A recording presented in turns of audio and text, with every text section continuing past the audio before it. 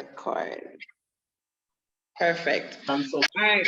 So good night for everybody who is on at the moment. My name is Stacy-ann Jarrett, and I'm a financial advisor with Stature. I call myself the practical advisor, and this, dear all, is the practical university. The idea behind the practical university is for us to discuss topics around money in a way that is easily digestible to everybody. We don't want it highfalutin, we want it simple, we want it practical. You might hear some colloquial language in terms of patois regular on this space, because I like to keep it very conversational, very hold on, look at all right. You have on two devices. All right, hold on.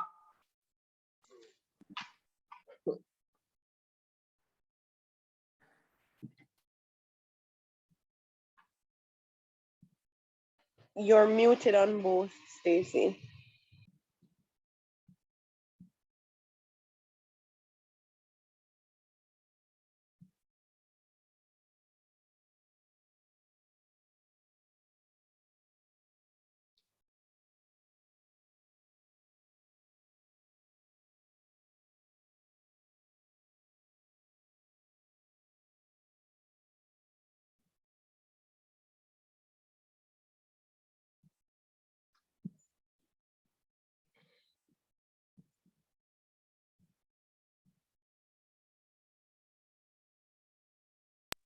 I'm gonna really want to complicate my life because I was trying to figure out how to switch from my phone to the laptop, but hey, it's not that important. I really can't get stressed, honestly. All right, so I was explaining to you guys what the practical university is. I have a few people who are always on my sessions, and I really appreciate your money for big up yourself. You're always here. And for all the others who are always here, thank you very much. So the purpose of this practical university, practical discussion, is for us to dumb down the conversation around financial management and wealth building. Yeah, we want to make it so that everybody can understand. And on every alternate Tuesday night at 7 o'clock, I invite a different guest speaker to come and share from a very informed and professional perspective, whether it is they are either working in the field or they have considerable experience with the topic, to come and share with us very practical, you know, much time I repeat a word there, extremely practical, down to earth, no bull advice on how to get what we want to get done. So tonight, we're going to be talking about real estate investing. Now, real estate is a big topic. Once you are interested in wealth building, you have to go real estate. And I don't know how many of you guys were on the session that we did on the November 9th with Dr. Knife and Monique Wilson from Sagicor Investments. But Knife said something that stuck with me and is almost a bit scary when he said, we don't make land, land run out. So land is a limited resource. And so I think it behoves us to get involved in the real estate market as early as we can. Now, hopefully, as we go on, we can talk about some other issues I'm a bit concerned with as it relates to the whole real estate market. But I'm going to now introduce the expert tonight. Her name is Judy Benjamin, the big realtor. So she have the big badge on her clothes there. You can't miss it. Like, we need to get one of them badges. It's like, once you see me, you know, say, and money will come out. That's right. Right. That's right. It's a part of branding too. I mean, whatever it is, I mean, your entire persona is a brand. Your personality here, down to your lipstick, Yep, is a brand. However Correct. it is that you, right, whatever it is that you need to use to differentiate yourself and what you offer is a brand. So I'm really happy to see the brand Realtor on you, Judy. It sure me say that is what you are about. Like, you know, when Yes. nobody confused nothing, this No. I want to do. Right. So thank you very much and welcome. First of all, I want you to tell me some bit about your company. Is it your company, Judy? Yes. Yes. Yes. Yes. Big up that. I've been in my own company since 2012. We had I Wow. was in a partnership and then we had a split, so now we're both in our own by ourselves. I've been in real estate for over 20 years. I mean, I started as an agent, then I went into, I was the sales manager at JN Real Estate Company, which is, it had to close down. And then I went to the Building Society and I was in mortgage brokerage for a while, the sales of mortgages and financial services as a So how sales much manager years we there. talking about? Huh? How much years we talking about? That would have ended in 2011, 10, 11. I Mm-hmm. left JN and went back into real estate and then formed a company, and then it has been good. It has been exciting. It has, I mean, I've had all the experiences you can think about that an entrepreneur would have, up, down, and middle, right? Wow. So you would understand because you're in the same kind of entrepreneurial business. Right. So right now, my company is Benjamin's Realty Services, and we provide real estate in, what I would say, selling, leasing, renting, whichever you want to use, property management. We do mortgage referrals, and we have a concierge business. So those are the areas that I really look at closely. What does concierge business in real Okay, estate? so the concierge is when somebody is selling the house or they're moving to another country, they need some support to do certain things. So there are times when we have to arrange for the furniture to be sold, get the house cleaned, get the yard clean, painted, whatever it takes to help them to make the transition. So it is not something that is stuck in a certain, there's not any one thing. It depends on what the client needs at the time. So you find that, I mean, I had one time, I don't want to take up too much time, but I had a house that I was selling once, and the owners lived away. It was full of furniture. The yard was overgrown. So we had to go in, sell the furniture. So, you know, you have yard sale and you call in the specialist antique people to look at them. Then I would have gotten some people to clean the house, chop out the yard. So there are things that go along with making the product saleable and making your client comfortable. Okay, so you're full service That's correct. in some way. That is beautiful. I mean, I'm honored to have you on. So you basically know from the top level to straight through everything, right through. Yes, I don't know about auctioneering, but I know almost everything else. All right then. Yeah. So let's jump into it. And guys, we have 12 people on the live. Remember, keep sharing. And as you know, it's quite open. If you want to ask specific questions, please feel free. Judy is sitting in front of you with years. It's so like about 15 years or more. No, man, more than 20, maybe about 22. Listen, Judy's sitting in front of you with 22 years of experience in the real estate business. That means you would have seen the 1980. I started, as a matter of fact, when I entered, the company I was with did some work for FinSac. That I was in my first year. That's 93. Okay. So you would have seen us go through quite a bit of change in the real estate market. That's all correct. Right. So let me jump off with one big question. Last week, we spoke about inflation. Yes. And the impact of inflation on the economy. And we have seen what that has been doing to the real estate prices, to the price of materials to build, to housing prices. And I can tell you from where I sit, everybody fuss about it. Like, people are scared, capless, will I ever be able to own a home? Based on your years of experience, what would you say to somebody who is seeing the $27 million matches box for NHT, a sale, and is wondering, how will I be able to do this? The first thing, don't look too far down the road. Look at getting yourself prepared. I remember at one time we had interest rates that were 14%, 15%, and people were like, Lord, how can I? And those people ended up benefiting from 7 and 8%. No, the point is you cannot cry over something. You have to prepare yourself for it. Real estate everywhere in the world is expensive. Real estate now, put on nowhere for you, just come take it up. But whole industries built over preparing yourself to buy. Whole mortgage companies are into that. So the important thing is don't look at the price now and don't look at your earning. Get yourself with an advisor, find out what it is you need to have to buy whatever you choose and plan. Start to plan towards it. You have to be deliberate. None of us have $20 million to just take up some. We have to be plan, we have to plan and we have to be deliberate. So don't be deterred by that.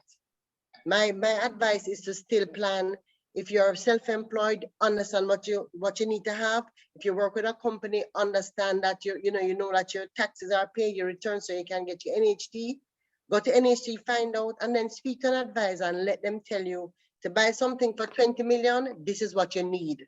So you can just start to save. You must start to save. Nobody who buys real estate just take up, draw a check, just so. You understand? It's the biggest thing you're going to buy. Start to save. If you don't save, if you don't have any money for deposit, you cannot even start. Correct.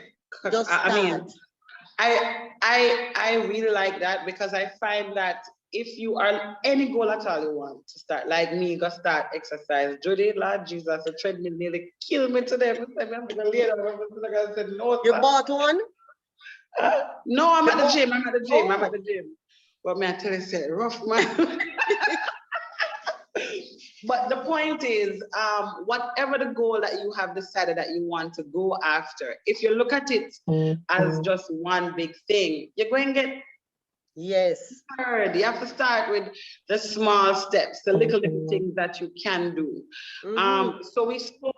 You kept hammering, just start. For me, where you are, what is it that is required to start? Okay, I would suggest that you first meet with a mortgage broker, a mortgage person who will work out and just say to them, give them a figure. I want to buy a house for 30 million, 25 million, 15 million, whatever. And let them tell you what your deposit should be, what your closing cost will be, and how much your monthly payback will be. So you are a mortgage person, right? No, I know mortgages, but I have a person that I refer things to that I work with. So feel free to get in touch with me, and we can do that. No problem. Typically the deposit is around 10%, 10 to 15, correct? The deposit is between 5 and 15%. All right. So if you were looking to buy a house for 30 million, you know, so you have to have 3 million put on. Exactly. Plus you need to have your closing costs, which your mortgage company will tell you, which is maybe another 5%. 5 to 8. Right. Which is the best mortgage company on the market? I don't know if you can answer that. I would say, from my experience, JN is easy. Okay. Process. What are we supposed to be looking for in a mortgage company? Okay, first of all, you have to recognize that almost all the companies are offering the same thing. So what we're really looking for is for somebody who suits your personality, that you can get along with. So communication, when you call them, they must call you back. You must get information. You understand? They have to treat, even if you're buying somewhere for little and nothing, according to the prices out there, they must treat you with respect, because your business is important. So timely communication is great, and the person must be knowledgeable. If they're not themselves knowledgeable, they need to be humble enough to say to you, I will find out and get back to you. You understand? That's Right. what I think. Also, if you have a bank who already knows your history, they may give you there may be some benefit to that. Like if you have a commercial bank who does mortgages also, they may decide to give you some benefit because they have your history already. So they're usually open to that. But it is really to find somebody, you know, finding a mortgage broker that suits you is like you're finding like you have a doctor and you and them get on and you can call him at night and say, boy, my head hurt me. And I'm going to say, all right, I'm going to send your prescription to Fontana and you go feel your thing. That's what all your professional relationships should be like that. So because your business is important. So I'm not saying you must call the people at midnight. So I'm just saying you need to have a level of comfort, somebody who you believe that you can tell the truth about all your earnings. If you get in Western Union once a month from overseas, or if you have a side business on the side that nobody don't know about, you have to be able to be comfortable enough to tell them everything. Because from you telling them everything, they will put your file together. That's their job. They will know how to put your information together to ensure that you get the best that you can get. That's what I would recommend that we start there. All right. I did that some years ago, just not to cut you. I did it some years ago. When they tell me what I needed to do, I took to my bed. Yeah, stress out. Yeah, but the point is, you know what you need to do. And that's the first thing. So that's what I recommend. It can become a part of the goal. So if you know that you need to make, let's say you plan to buy a house in the next 3 years and you have to get $3 million. So you know that you have to do something a different way. It could be that you're going to invest in some stocks, or you're going to crunch the budget a little bit so you can invest a little bit more. But you know exactly what you can work with, and then you can put that per month and exactly. So you can adjust how you save. I want to interject quickly here to say that a lot of people don't know that life insurance is extremely important when you're looking at the mortgage process.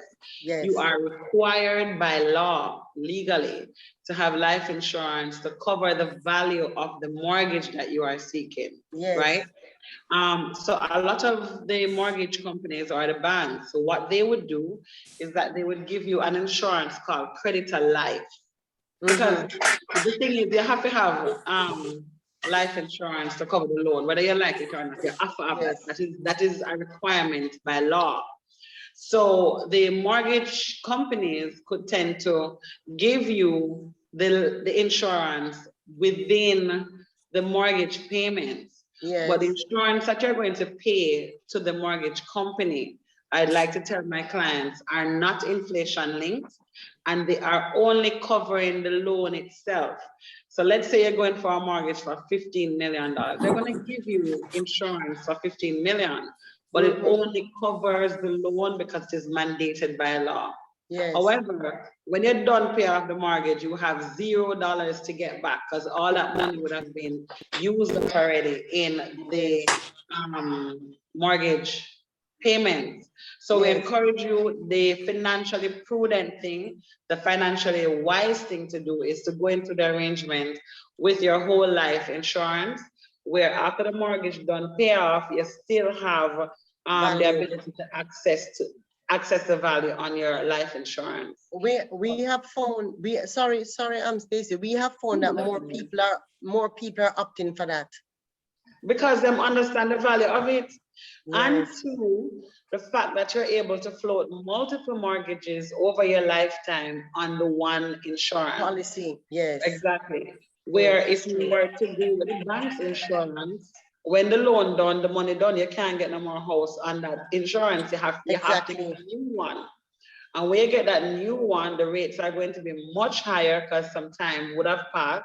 So you're older now, right? So it's important, everybody on this live, it's important to make sure you have your life insurance, especially, it is one of the first things you have to do. When you decide to say you want a piece of the rock, you need to ensure that you get life insurance that will be able to cover the value of the mortgage loan. Important to add too is that statutory life insurance. I'm gonna ask y'all to mute who have the pretty baby that on the live. Please to mute yourself. Thank you. It's important to have your life insurance as one of the first steps that you need to do when you're preparing yourself to buy a house. Yes. Now, based on your experience, Judy, when is the best time to get into the market, best age to get into the real estate market? You know, there was a study done when I was at JN, and I mean, I don't know how many of us, but it showed that women purchased their first property, women on average, of course, by they were 25. Good. If not before, you know. Men are a little bit different, but I think we should just take the women's example. It is important as you start to work, you start to plan. As you start to work, you start to plan. 1 year after you're working and you're making your contribution to NHT, you will be able to access those funds. So that is a little start. But the point is, as you start to work, it must be the first thing on your mind. So let us say you're going to start preparing yourself by 18, 19. You know what you need to do? Start preparing yourself because you want to take advantage of the long term of payment, because most mortgage companies between 60 and 70, that is when they cut off. So if you're 50 and you're going to buy a house, you have 10 years, maybe 15 years. If you're 20, you have 40 years, 50 years. So the term of the loan would make the amount smaller. So as you are able to start, you start. So school children should be, university graduates should be listening to this. School children should be listening to this. As you start, as you start to work, you start. Very interesting that you bring this up, because it is one of the conversations I have with all of my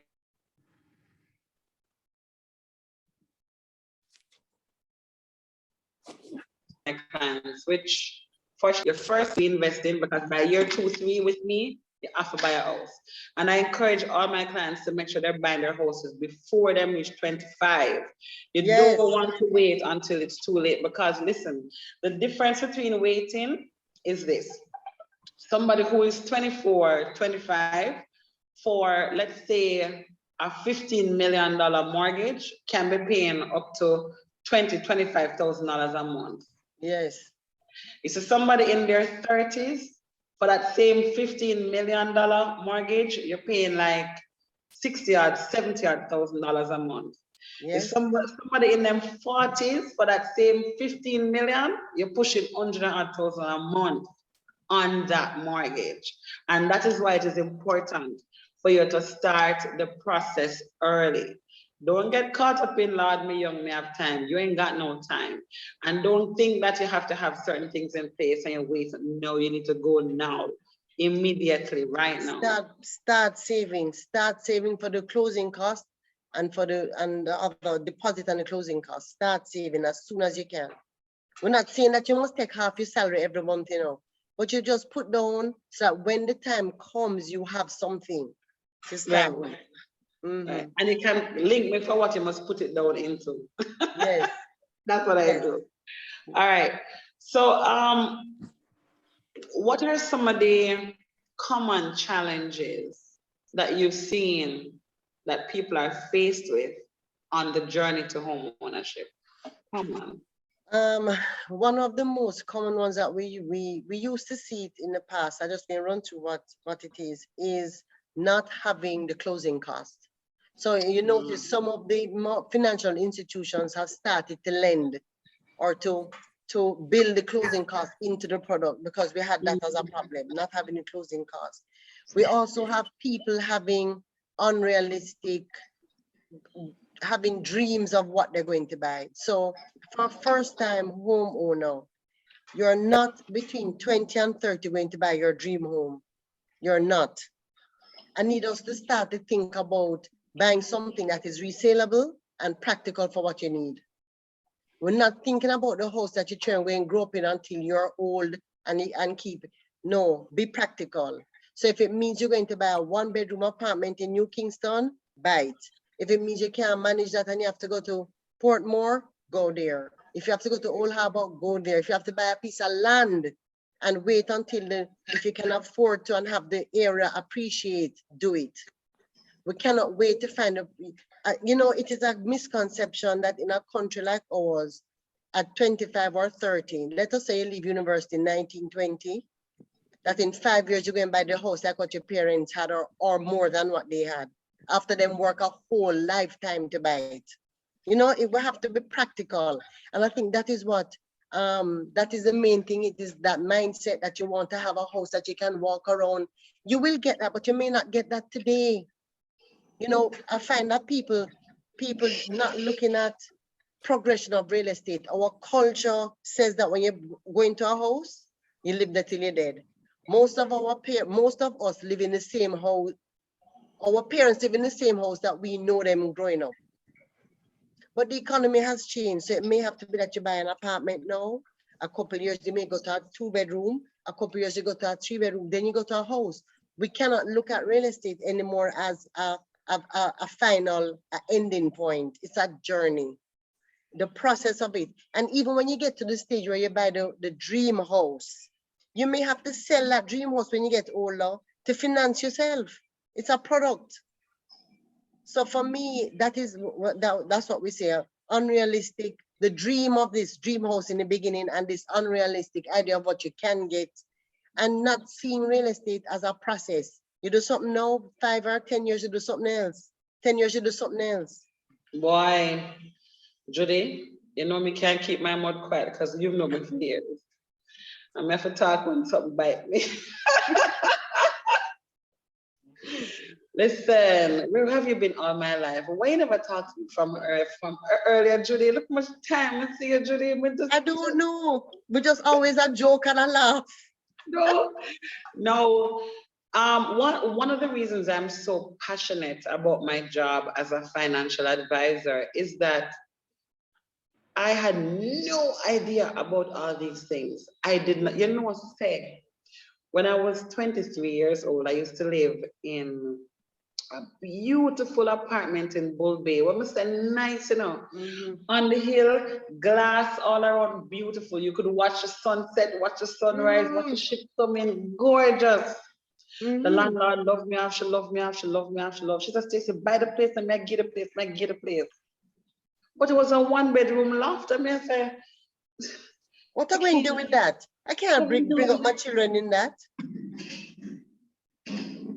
That's not it. You have to, we have to get into the mindset that we cannot, you know, you grow up, let us say you grow up in a nice 3-bedroom house, yard, fruit trees. Judy. The parents do that when they're 40 or 50. And you want to do it at 25. It's not going to happen. Mute, please. Mute. It's not going to happen like that. It's not going to happen like that. You know what I mean? So to me, that is the mentality. Now that we have more apartments coming up, you see more people kind of moving towards that. So the greatest difficulty that I figure is that unrealistic thoughts and people not saving adequately for their deposit and their closing costs. But Mr. Judy, the woman that give me the apartment for $2 million, you know? $2 million. It was a beautiful loft apartment. Every day she said me she cost. She said, hey, idiot girl. But at the time, I thought that, you know, as I said, I grew up in a yard with breadfruit tree, banana tree, mango tree. So you think that is what a house is supposed to be. It was a big loss because I can't tell you how much that property is valued at now. yeah, you make a mistake. She was literally handing it to me on a silver platter. We have some comments in the chat. Hold on, I can see if I can tell you, say. It's old people something you see. All right. Let's see. Judy says that VMBS told her she couldn't do that. Do that what, honey? Use my life insurance as the insurance on the mortgage. That's ridiculous. Did they give you a reason for that? There must be something more. No, they told me that I had already started to take the regular insurance. I could change when I discovered that I could use my life insurance. That's all the agent told me. That's it. You know what? You're probably not the first person I've heard say that, but let me tell you something. Everything is a product here, and everybody trying to sell something. The creditor life insurance that the entities will try to attach to your mortgage is also additional source of income for them. But I stand here and tell you categorically that your life insurance, your ultra life insurance can be used for collateral as on your mortgage. It is a must. It and the Purple Shield. The Purple Shield can be used after 2 years, but those are the two products that we have that can be used as collateral on your mortgage. And it can be used to float how many ever mortgages you want to carry through the entire, through your lifetime. And I tell my clients all the time that buying houses is like buying shoes. I have a client who is on here, I'm not gonna call him name too loud, but his name Richard. I'm not say too loud. Richard is somebody that, oh my God, every time I hear the man talk, I'm just inspired. Richard started his real estate journey at 24. Yes. And he has bought multiple properties. Once Richard can do it, I tell people anybody can do it. Richie, good night. Please say good night. You know, like they load up, but I have to load them up, okay? I have to load up good things. So when he's ready to come and say something, he will jump in. Yes. But yeah, getting into the real estate market, as Judy said, is a journey. It's something that the first house you buy is not the house that you intend to live in. As a matter of fact, it should be your rental. It should be something you rent to earn money from, because you're looking at multiple sources, multiple streams of income. Rent is one of those. It is also one that is safe from inflation risk. Invested in property is one of the safest ways to protect your investments against inflation, because you guaranteed your property value will most likely increase. You know what else, Stacy? So a part of our mission statement at Benjamin's is that we believe that real estate is a store of value. It is an instrument of financial security and mobility, right? So if you have that first apartment, usually your mortgage is very small by the time you leave it. You can get a home equity on it, to do something else. Buy another one. Yeah, there's so much things you can do. So don't don't be disgruntled that you can only buy a loft apartment in Bull Bay, because that may be your stepping stone to greater things. Certainly, boy, I'm gonna tell you. Hey, I want to be hot, but so you go. Do you guys have any questions for Judy? We have 16 people on. Come. Please open your mic and take the floor. Don't rush now.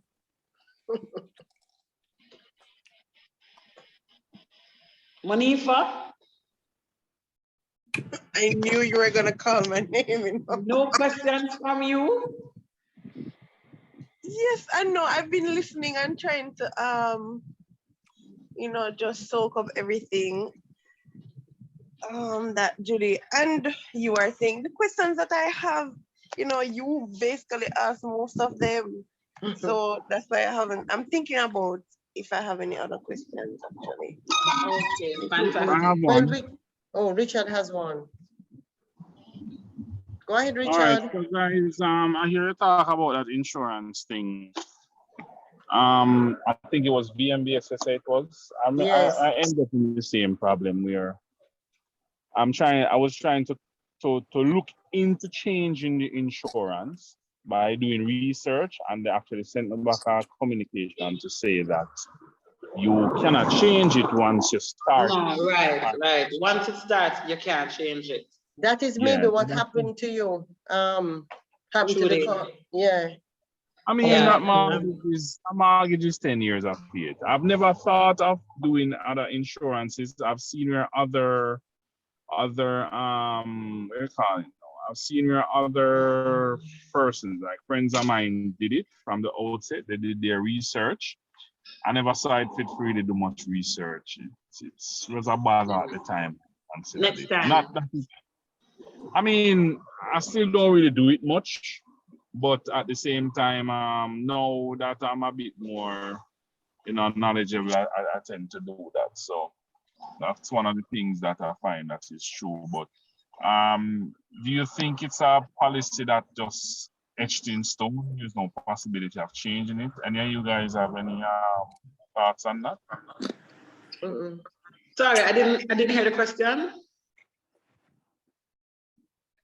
No, I'm saying, are you guys aware of any way in which because usually these mortgage companies, they always have their way around things. I'm asking if anybody knows or have heard of any way I in doubt which that. I doubt that. I mean, if you look at what the mortgage agreement is, it is that you are locked in for a certain period of time.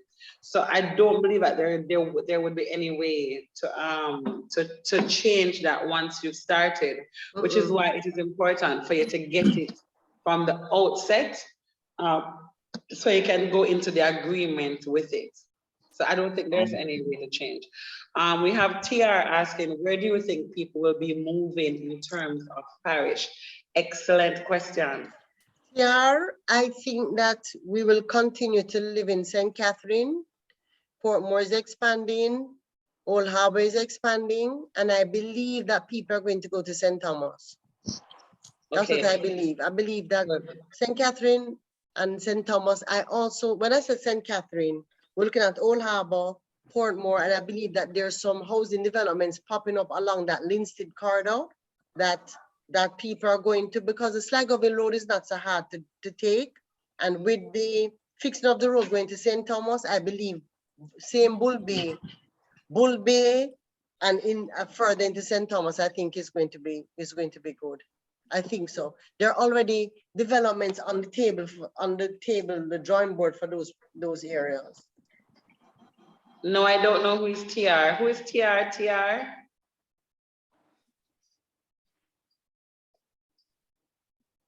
Oh, TR is Terry, Judy. Terry. Okay.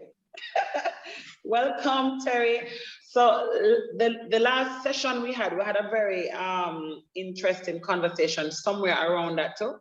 And I don't know if Monifa can remind me, but we were talking about Mandeville and the fact that there is going to be a logistics hub is being worked on in the center of the island.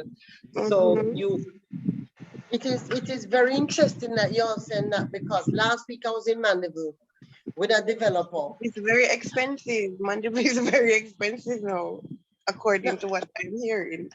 Man, it's expensive from what it's coming from. The point is that in Mandeville, because of the highway, and I just did a video on this, from my Instagram, because of the highway, as with any country, with any road work, and a highway opens up an interior. Some Mandeville has a hub, yes, but other places in Manchester will open up too. The fact that COVID has introduced work from home, we may not have to come into Kingston as much as we do, people as usual. So you can still get in Mandeville more house for less money than Kingston. So when people say it has become expensive, I'm not sure exactly what you mean by it has become expensive. No, it's just what I've been hearing, that the housing there, the land is getting expensive. Hearing, young lady. Money for still don't, you can get a lot of land to put your house, maybe 8,000 square feet, sometimes more, for between 5 and 7 million. You cannot get that in Kingston. And when I say Kingston, you can't even get it like Plantation Heights. You can't get it maybe Sligoville. You understand what I do. You understand what I mean? Money for so. Yes, I do, definitely. Right. And I like that. It is getting expensive, because of the highway. Mm-hmm. It is getting expensive. I and a mean, lot I of want people- to Go touch ahead. this thing about hearing. Is it hearing? You have to I mean, yes, we have this thing where people talk. Some people talk sometimes and they don't know what they are talking about. So be Yeah. careful of who you're listening to when it comes on to opportunities. You Yes. need to do your own research for yourself, because some people will just chat out their mouth and them are the same one who gone take the opportunity, right? That they were encouraging you not to. So I'm going to implore you as a side note to don't listen or hear from people who are not experts in the field. When you want information about a particular topic, go to the person who is trained and who knows about it. Call them, bother them, get the information from them. Don't listen so much to people who don't have any idea what they're talking about. In the same way, you can't rub your tummy and breathe. You can't buy a shirt from a shirtless man. You have to go to the people who know what they're talking about. Either they are trained or they have experience in the issue. Now, as I said, last time we met, we were talking about where the new logistics hub and city center is being created. And we did say too that maybe sometime somewhere in Westmoreland, but because we're all working from home now and we have access to highways, you can literally live anywhere in the country. And if you're creative enough, anywhere in the country and make your money. It takes you probably 2 to 3 hours to get from anywhere, literally. Yeah, that is true. And if we really look at it, when Richmond was being built in Ocho Rios, it went on the market for 14, I'll never forget it, 14 million Jamaican, right? And people were like, how this going to work? How this going to work? Because Jamaicans are used to coming out of their house and getting into their office. Like we don't believe in America, people, you travel 2 hours to where you work. You travel 2 hours to school. If we have to drive for 20 minutes in big traffic, we can't do it.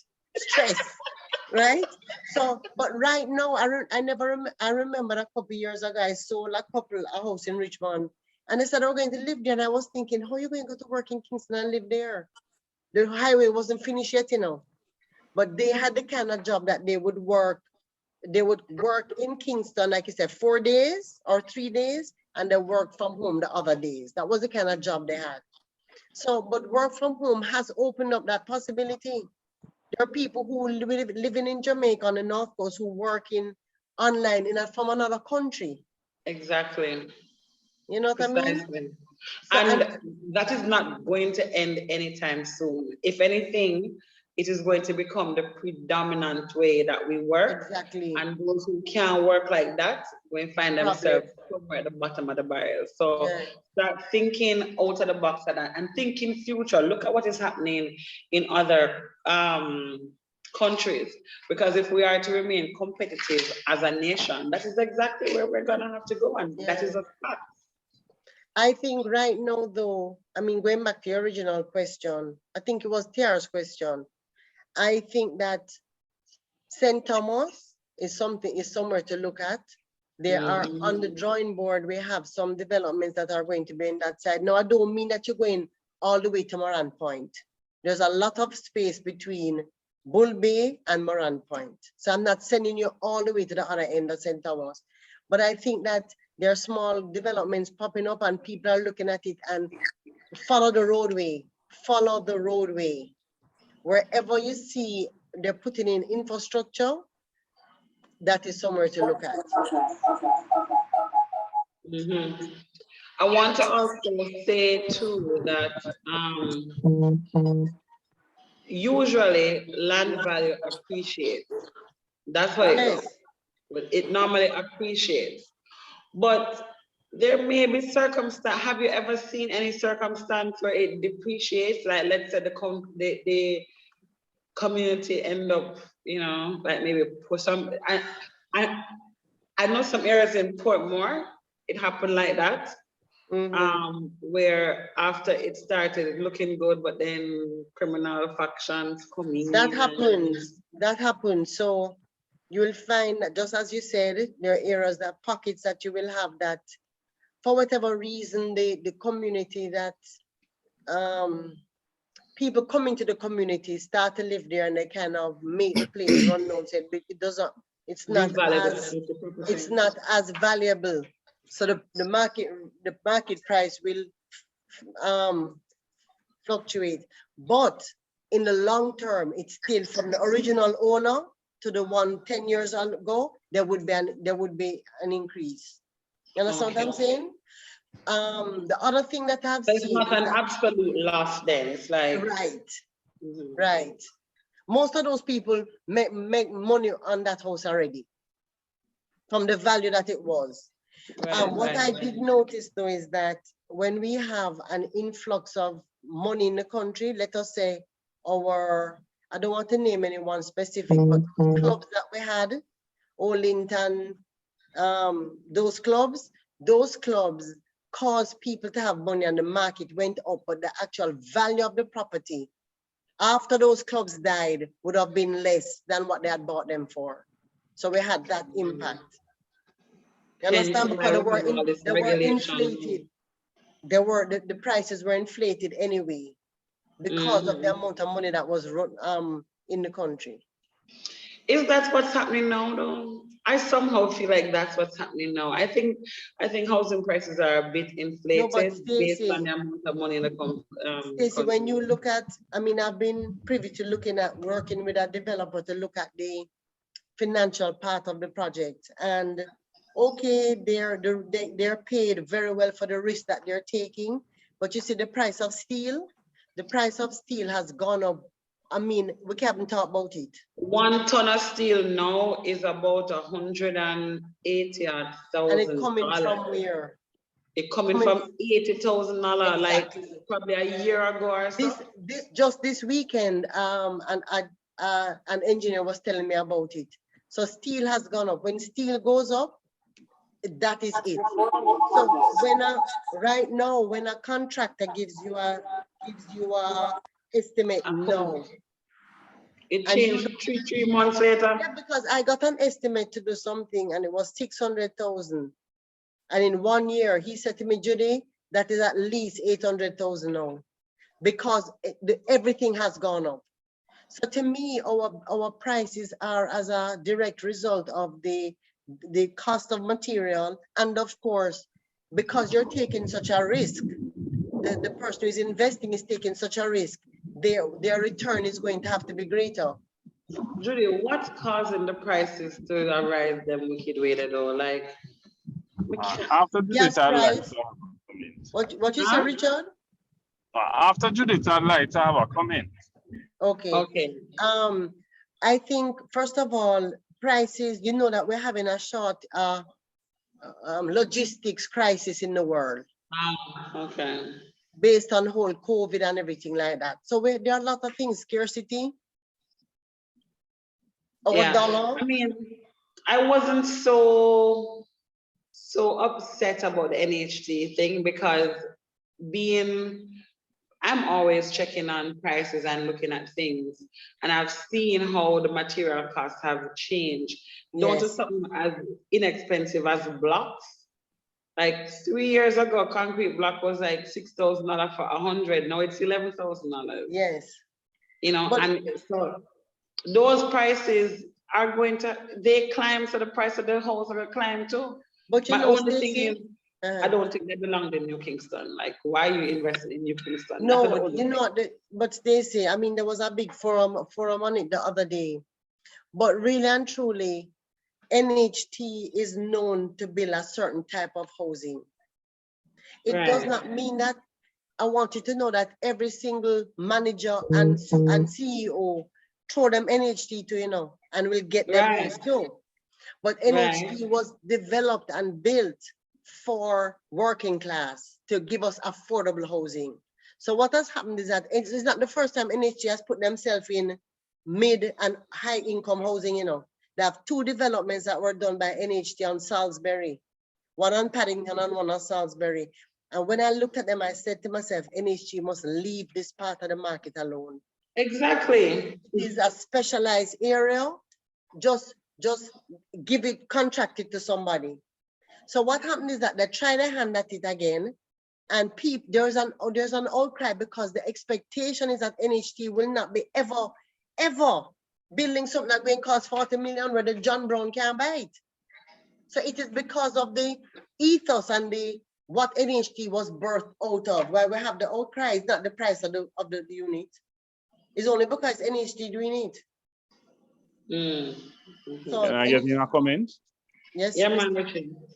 So the NHT thing, I mean, I don't know a lot of it in terms of the politics and whatever policies there.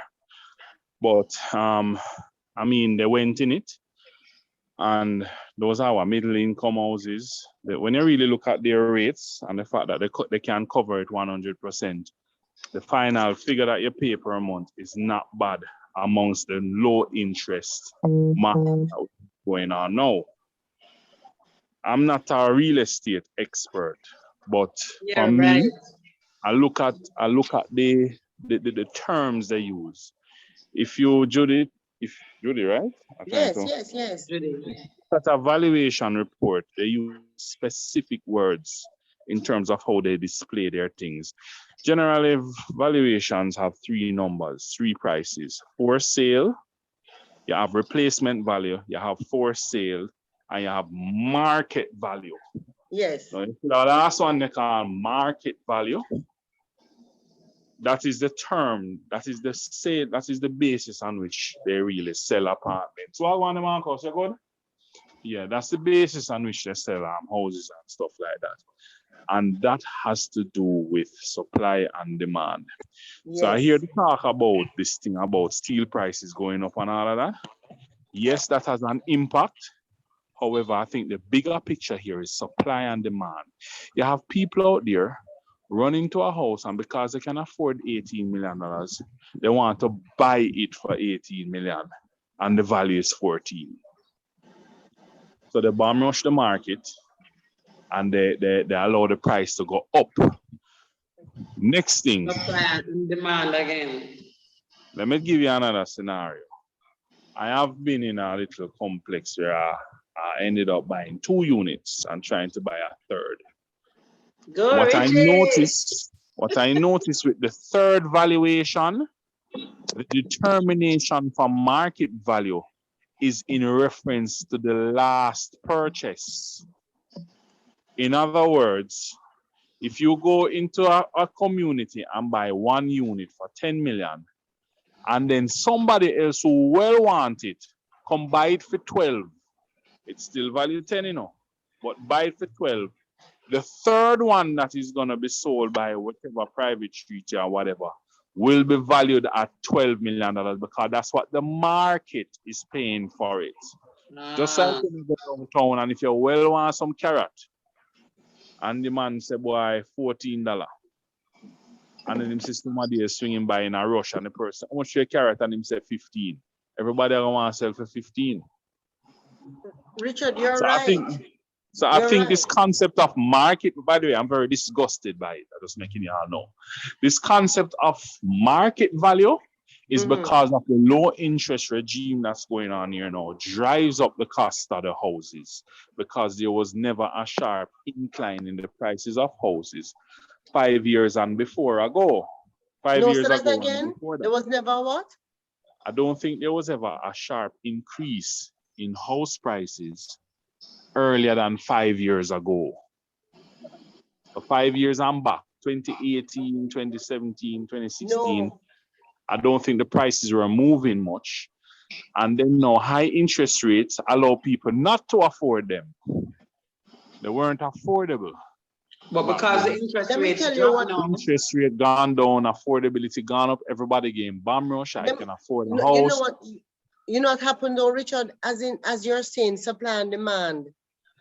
The demand in Jamaica is always high for housing. People like to own their own house. You start plan from your small, where you want your house to look like and whatever.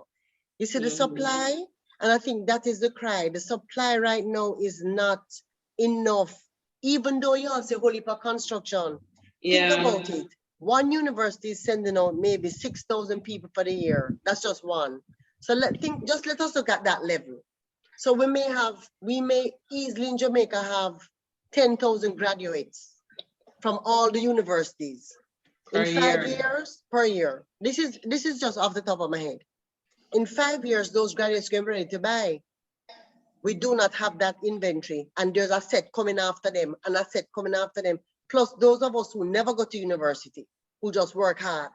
You understand? So to me, I think the demand is high because the supply is low. That's what is happening. The demand is high because the supply is low.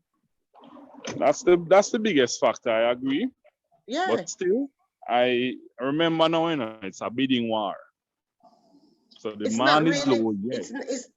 Yeah. We use some terms loosely. I don't know if it's such a bidding war. The point is that with everything, including rice, flour, sugar, and bun, if it is in short supply, the price is going up. Housing is no different. And if I'm building something and it costs me $12 million to build, and a man is ready to pay 24 for it, I'll sell him. If a man was selling for 30, I'll sell him for 30. So the demand, if we had more, it's not, if we had, there are a lot of things. Let us say we had a system of transportation that could move people from Old Harbor or Sligoville into Kingston easy. Maybe we'd have housing popping up there and people won't be so, running down the few that we have closer. So there are a lot of factors that can impact it. But I believe that the supply is the main thing. You can have a development. I looked at the development this week in Clarendon, and I think they could have had 100 houses. No, let me be conservative. Let's say 50. And every single one of people, somebody pay a deposit on it and it's not done yet. The NHT was oversubscribed by the route and towards. Yes. And it's fact, and that is why I personally was a little bit annoyed by the move by them, because we literally have a shortage of homes. Why not go and develop where something that is more affordable so that more people can get? But they can do in other words, they shouldn't go into that market, but they did it. Them can sell it off and keep going. The problem is, one of the concerns is that, okay, all of us here now, the 9 of us, 10 of us, whatever amount of us, let us say across the street from Up Park Camp, location is a thing. That's Wellington Town. A nice high rise goes up there. We're going to invest in it. Of course. We don't come from the area. We don't know. So they gravitate toward, you understand? So the Old Harbor stretches like new virgin land. The New Kingston one, everybody know New Kingston. So there are different things that are going to impact how people do it. People talk about resuscitation of downtown. I don't see nobody. I see commercial people running downtown. I don't see nobody saying to me, Judy, find one of them old building, let me put a loft in it, a loft apartment. You understand what I'm saying? So there's a lot of different factors. But Richard, I want to get back to you when you're talking about the valuation, the market price versus the for sale and the cost analysis method that they use for valuations. Now, I know that valuations are subjective, most of them, because I've had hiccups with them. Me and them come to blows over how you do that, what is that, where you get that information. But the value uses, they sometimes will drop out the lowest and the highest values in an area when they're doing the work. The basic mathematics, take out the lowest, take out the highest. So it does not always mean that they're going to use what they have found in their analysis, but it don't mean that that place is going to set the price. It depends. There are a lot of different factors involved in it. So don't get me wrong. It's hard for them. Don't get me wrong, I'm not saying it's hard and fast, whatever reason I'm saying. I'm giving some of the reasons. So it's not hard and fast. There are many other things. They talk about supply and demand and all those things, but history of selling is what determines it. They don't look and the thing is, to the novice mind, I believe people are thinking that when people value these things, them looking at it from concrete, steel, and fixtures. And the answer to that is no.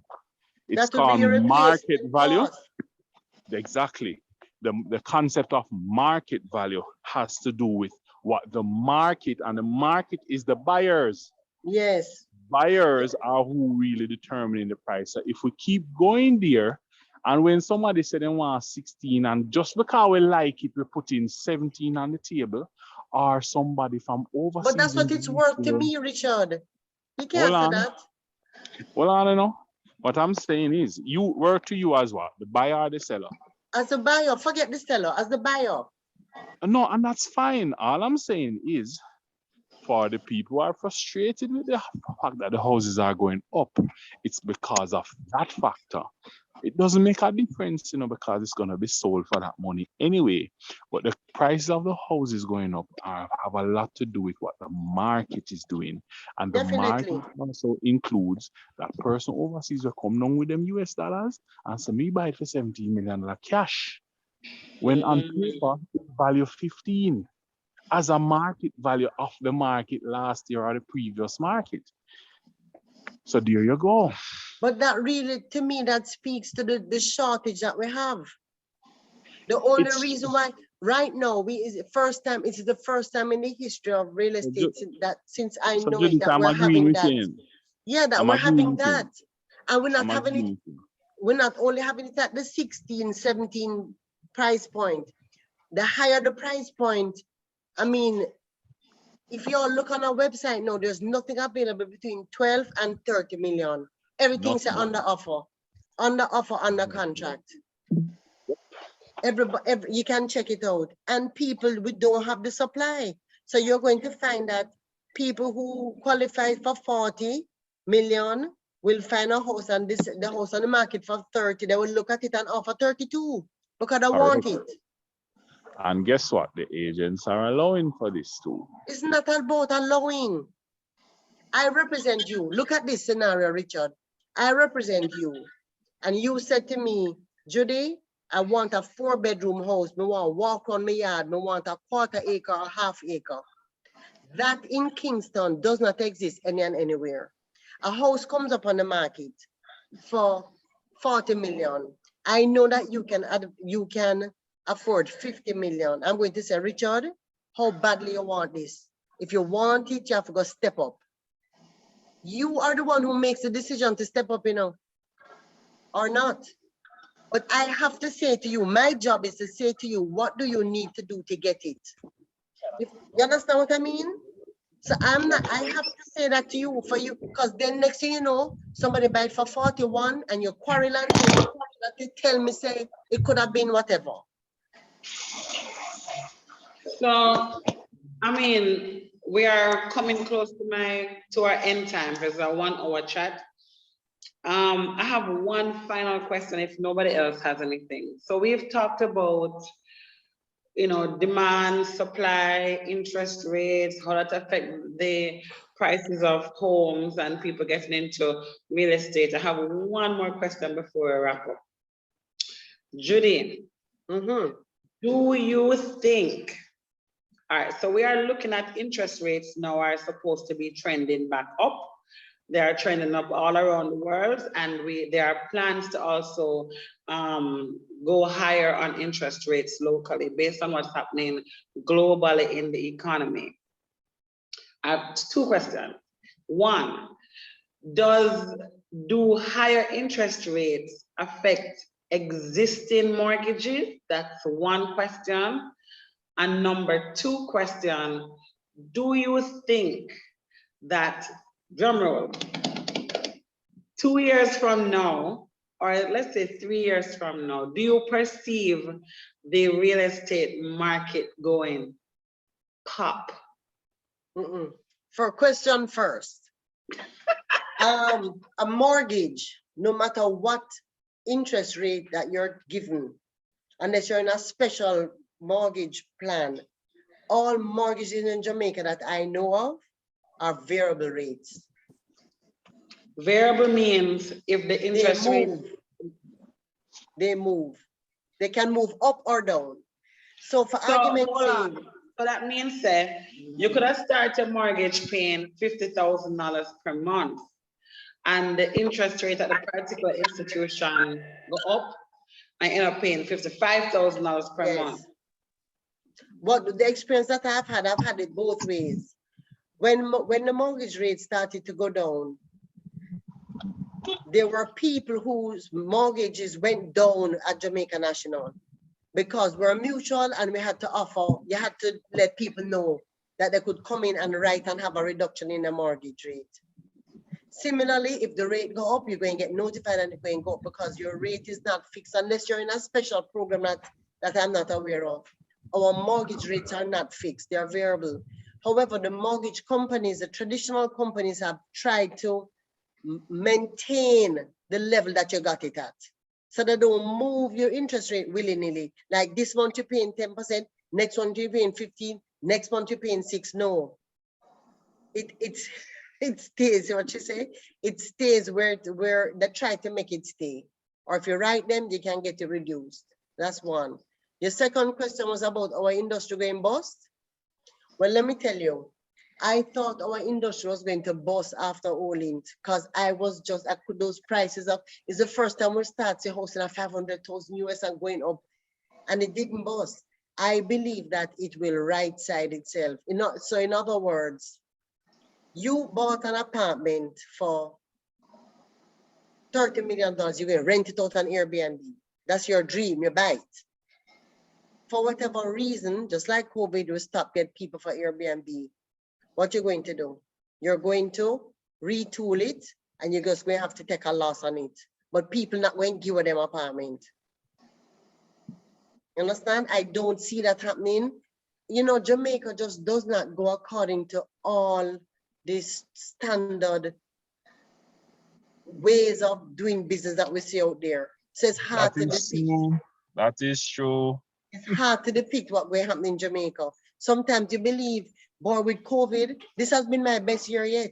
You think people holding on to their money. People hold on to their money, nothing like that. People say, boy, I better buy this now because who knows what tomorrow going to bring. So it is hard for me to predict it.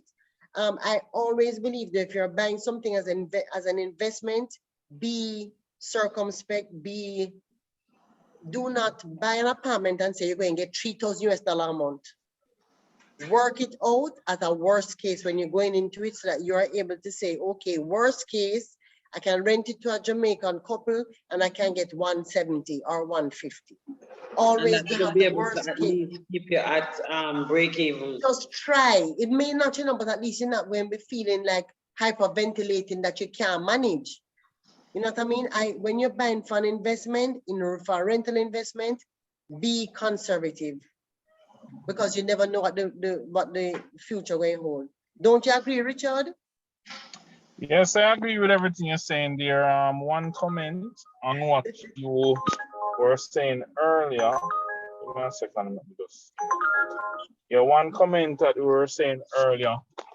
Jamaicans are actually, the market doesn't follow the regular trends in other financial or other economies. Yes. Because at the end of the day, when you really look into it, and it's really a lack of financial education. Same supply and demand thing again, but more so it's a lack of financial education. If as a society we were more educated financially, some of these things will not happen and the market would correct. We would be able to correct the market, but as with other factors in life, the lack of education in Jamaica on a certain level allows for all of these things to happen. Supply and demand, yes, it's a factor. It does not have to be that great, but hey, it is what it is. But as I said, the lack of financial education. But Richard, do you know? Sorry, Stacy. Do you know that worldwide during COVID, people have been buying and prices have been going up right across the world? None of the real estate countries that we interact with are saying, boy, things bad. we're seeing things that we have never seen before, right across the world. So it is not. Yeah, what's happening there is a couple of things. Number one, people were sitting on money and they're basically trying to cash out. A lot of them reaching off housing as a part of making money. I believe that's one of the biggest things that's happening. Secondly, new interest regimes are allowing for it. Interest rates were falling during COVID onset. So people who could only afford 300,000 all of a sudden can afford $425,000. Yes, true. So because of the lower interest rate and people can afford more, they feel they must buy more and offer more to get what they want because they simply can, in quote unquote, afford it. My answer to Stacy's question is that because of how Jamaicans are, I don't think we have ever seen a correction of the market. It will probably just stay steady for some time and continue. That's how I see it. But that's just my opinion. It just means that the strategies have to be different and people just need to see it for what it is. How old are you? How old are you, Richard? What age group are you? I'm 37 years of age. Okay. And how many homes you own now, Richie? No, don't tell us. Don't tell us.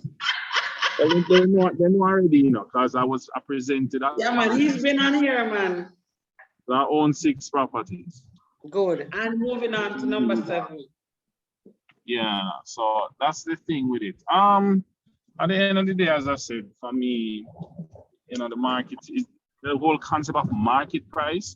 If everybody understand what it is, they'll be able to make better decisions and actually control the market to some level. But it will continue.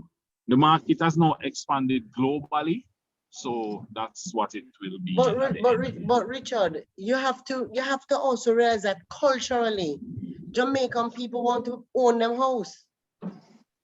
It's not like in the United States where if interest rates go up, everyone just hold a rental and it's done, We're still fighting to own our own house. That's financial education again. If we know what you're doing. That's cultural though. And that is the point of platforms like this, Richard, the Practical University, where we disseminate information on financial topics so that people can have more things. Madison Rowe is saying, Richard, we need to talk. Like these forums so I can impart some knowledge. Madison Rowe is my daughter, and she's saying that she needs to talk to you. What she want to talk to you about? How she can get into the home owning business. My daughter is 7. Richard, we need to talk. Start early, Start early. Oh, it's Dina. Okay, all right. Okay. So guys, to sum up, I think we had once again a really informative conversation. Judy, thank you very much for making yourself available at such short time to come on. Anytime. Okay, awesome. So I'm going to get your Instagram handle and I can make some post this so that people can get information on you. I will also be forwarding all my clients to you. I love having networks so we can refer people because one of the things that all my clients have to do is invest in property. You have to buy a piece of house, one land, something, and it has to be something that you do pretty quickly because you want to take advantage of opportunities now. Again, I'm a financial advisor with Sagicor. I tell you, life insurance is important at any stage of your life because it can fully support whatever financial goals you have. Life insurance can do that. Critical illness insurance is also important. Critical illness insurance covers you in the event that you are to be diagnosed with anything critical and you need money to either handle your medical bills or to pay you to stay home and take care of yourself. So it's important. Once we've done with life insurance, critical illness, then we move on to investments.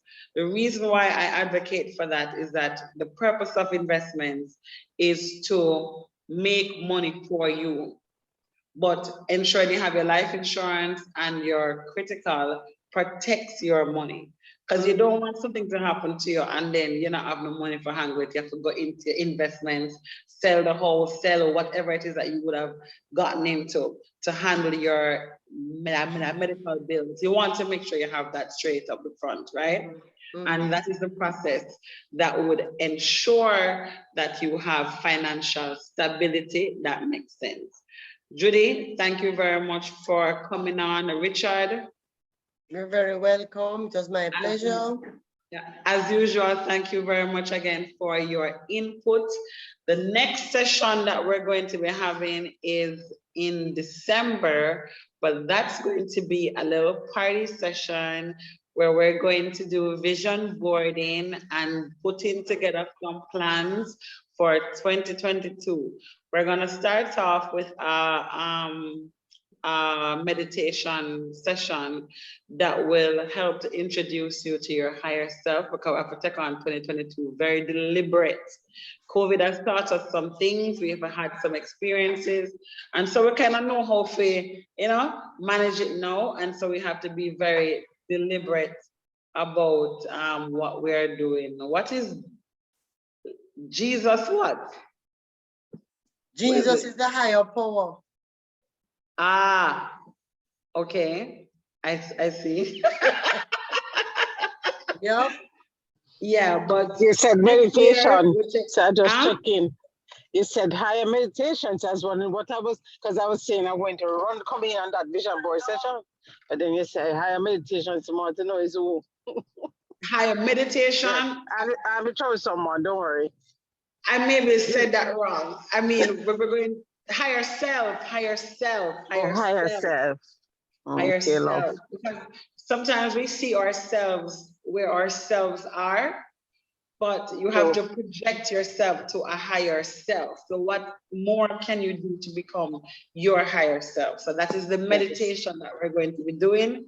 And we're going to be doing a vision boarding session and having, I want to come. Judy, Benjamin, invite me.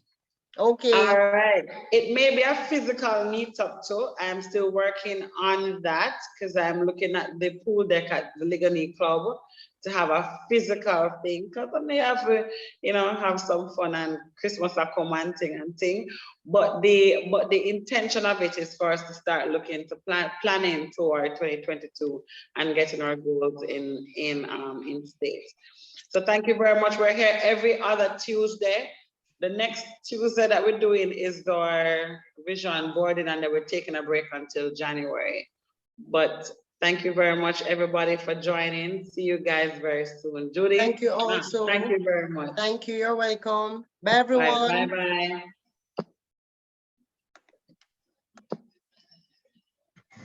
All right, thanks, bye.